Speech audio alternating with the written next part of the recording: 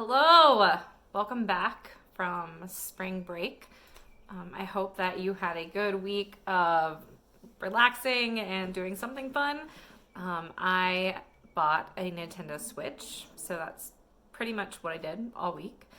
Um, but I'm very glad that today I'm going to be able to see some of your faces on our online chat. Just a reminder that I do that every day from 3 p.m. to 4 p.m. So you can always jump on, and I would love to see your face and talk to you and just hear about what's up with your life.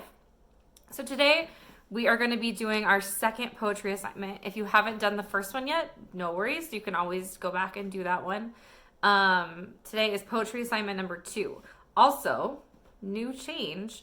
Going forward, starting next week, every department will be posting their assignments on a different day so that you're not getting multiple assignments from different classes on different days or on the same day. English is on Tuesday. So since it's Tuesday right now, we're going to go ahead and post the Tuesday lesson, and then this will be your assignment for this week. Next Tuesday, I will post poetry assignment number 3. So that's how it's going to work until I get any further instructions.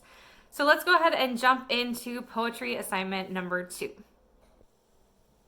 So the first thing that we're going to do is define a couple of terms, which are both terms that I've taught you already this year. You know both of these, but we're going to be applying them to the poem that we read today. Those terms are diction, which is the word choices the author makes, so the words that are in a poem or any piece of writing, and imagery. Imagery is creating a picture in the reader's mind using sensory details like sight, sound, smell, touch, and taste. So when you describe something really vividly, like how it felt, how the smells in the air smelled, how different things looked in great detail, those are sensory details, and they create imagery for the reader. Next up, we have some vocab. This is a word that's going to be used in this poem. The word is tandem, and it's almost always, when you hear it used in this phrase, in tandem. So when you say something, you do something in tandem, it means working together or in partnership. So here is a sentence that I wrote for you. Oops. I worked in tandem with my friend to start a business selling turnips. I clearly have been playing a lot of Animal Crossing. I worked in tandem with my friend. So that's how you use that word. And it is time for the poem. So we're going to read this poem. I will read it and annotate it with you so that you have an idea of what I'm going to be looking for in the poems that you write this week, and also so that we can explore this idea of how word choice, otherwise known as diction, and imagery, so those sensory details, help create a tone in a poem. So we're going to be looking for those imagery details, we're looking for the word choices, and we're also thinking about what is the tone of this poem. All right, so let's just jump into it. So the poem is called Fast Break, and it is a poem about basketball. It says it's in memory of Dennis Turner by Edward Hirsch, so written for his friend who passed away. A hook shot kisses the rim and hangs there helplessly, but doesn't drop. And for once, our gangly starting center boxes out his man and times his jump. Perfectly, gathering the orange leather from the air like a cherished possession, and spinning around to throw a strike to the outlet who is already shoveling. An underhanded pass toward the other guard, scissoring past a flat-footed defender, who looks stunned and nailed to the floor in the wrong direction, trying to catch sight of a high, gliding dribble, and a man letting the play develop in front of him in slow motion, almost exactly like a coach's drawing on the blackboard. Both forwards racing down the court in the way that forwards should, fanning out and filling the lanes in tandem, moving together as brothers passing the ball. Between them without a dribble, without a single bounce hitting the hardwood, until the guard finally lunges out and commits to the wrong man, while the power forward explodes past them in fury, taking the ball into the air, by himself now and laying it gently against the glass for a layup, but losing his balance in the process, inexplicably falling, hitting the floor with a wild, headlong motion for the game he loved like a country, and swiveling back to see an orange blur floating perfectly through the net. So this poem, one thing that I noticed about it when I read it is that it's all one really long sentence, right? And sorry for my pause there as we turn to the page. It's all one really long sentence. Starts with the capital A at the beginning, and it ends, the only period and the only punctuation, aside from commas, the only period in the whole thing is right at the end, okay? So he tells it almost like this one story. It's all meant to be read kind of together, despite how I paused as I was turning the page. So let's go ahead and annotate this together and look through it. I'm going to first just go through looking for those words that create imagery. So I'm looking for the diction, word choices that create the imagery effects. So a hook shot kisses the rim and hangs there helplessly but doesn't drop. So kisses the rim and hangs there helplessly. Those are all things that help me see what's happening, right? I can visualize that in my mind. And for once, our gangly starting center boxes out his man and times his jump perfectly. So gangly, which if you need the definition, it means tall, thin, and awkward.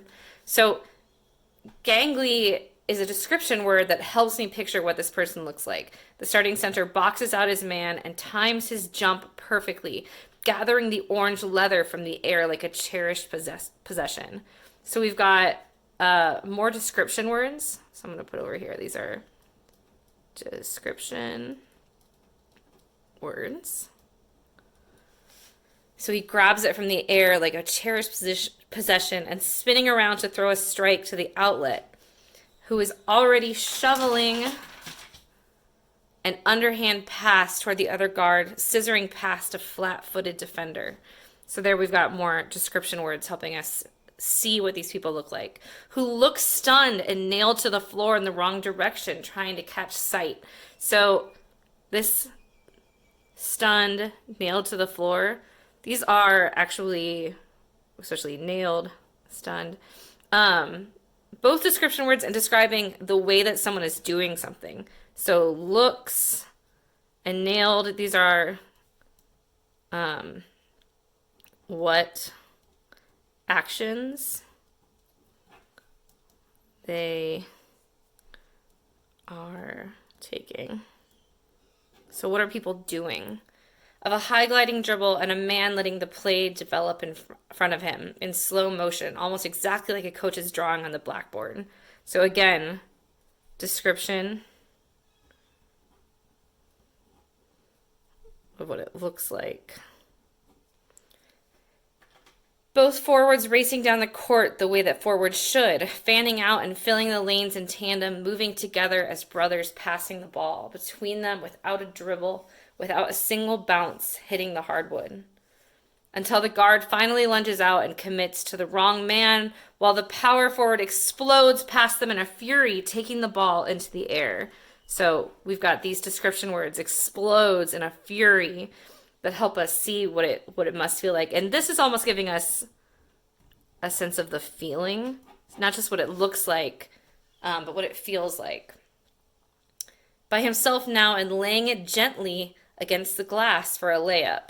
So it's interesting, it's exploding in a fury here, and now it's laying it gently. So it's going back and forth between extreme feelings, but losing his balance in the process, inexplicably falling, hitting the floor with a wild headlong motion for the game he loved like a country, and swiveling back to see an orange blur floating perfectly through the net. So when I read this poem, I know that it is written for his friend who passed away, and I think that I can see a lot of feeling in this poem, right? It's about basketball. So maybe if you don't care about basketball, this poem is not that interesting to you. But he says he loved this game like a country, right? So almost like the game was home or identity to this person. because when I think of like the country that you live in, that's who you are, right? You're an American, or you are Mexican, or you're Canadian, but your country becomes your home and your identity. So for this person, this game, he loved like a country. He loved it as if it was his home. Um, so I get this tone of love, but also of like, I think when we come back here to this idea of feeling, so this emotion, right? So like um strength plus this like beauty, seeing this sort of beautiful thing, the like gently um and then you also have this description of it being wild. Swiveling back to see an orange blur floating perfectly through the net. So at the end of this, right, we have floating perfectly. We have this description of what it looks like when the ball goes through, even when you fall down, even with this sort of wild, violent thing, there's still this feeling of perfection. So I would say there's a tone here of longing, right? And by longing, I mean missing something, sort of really loving something so much. And I think that's about the game, but also even more about his friend, right? About this game that his friend loved to play and that presumably they played together. Um, and of love. I would say there's this tone of love that's created throughout this poem. Let's see if we looked back and see what else we notice. It'd be really interesting to hear what you guys notice because, I mean, you know, one person sees certain things in a poem and other people will see other things. Go back to the beginning here.